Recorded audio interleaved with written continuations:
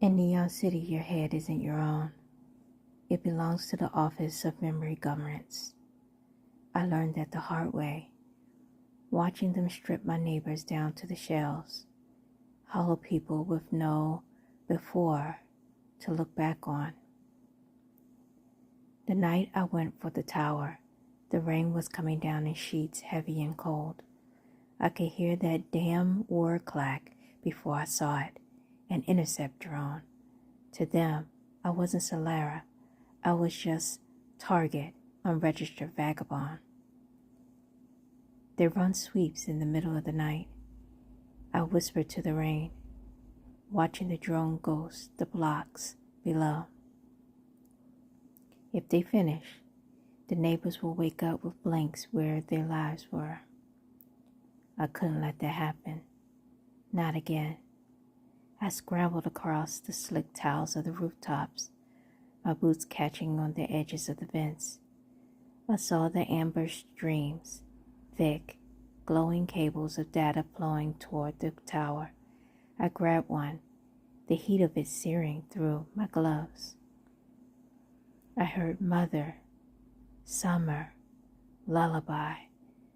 I could feel the fragments of someone's life pulsing through the wire. I felt it like a heartbeat. Step away, a voice barked. I turned to see a peacekeeper, his armor glowing like a beetle shell. You are disrupting authorized memory governance. I felt a snarl pull at my lips. Authorized? As if permission makes theft right? He moved, but I was a blur of neon and spite. I swung the memory cable like a whip, catching him off guard before I drove my boot into his chest. Thump, crack. I watched him go down, his visor shattering. You forget what you steal. I yelled at him, though I knew he was probably already programmed to forget the fight. I broke into the core. It was quiet in there, except for the hum of the Memory Cascade on the monitors.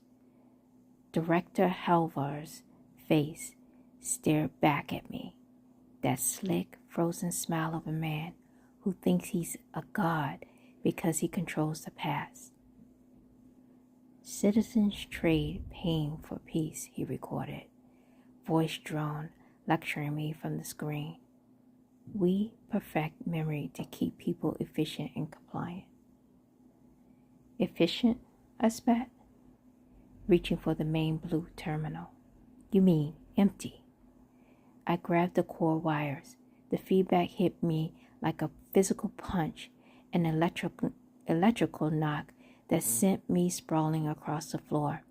My vision swam, and Halver's face on the screen distorted, his voice turning into a digital snarl. You'll be silenced for this. I forced myself up, my muscles screaming, my cybernetics sparking. You can mute machines, Halver, I told the empty room. You can't mute what people remember. I pulled, hard. The sound it made a high singing echo through the entire district. The blue light shattered. I crawled to the window, gasping for air. Below, the district lights were changing, turning from their harsh sterile white to a soft golden amber. I saw them, the people, stumbling out into the street. They weren't ghosts anymore. They were looking at each other, touching their own hands, crying because they remembered the smell of the rain or the name of a friend. I'm still running. I'll probably always be running. But that night, for a few blocks of this hellish city, the lights were meant to glow low. And for the first time in a long time, they were all finally here.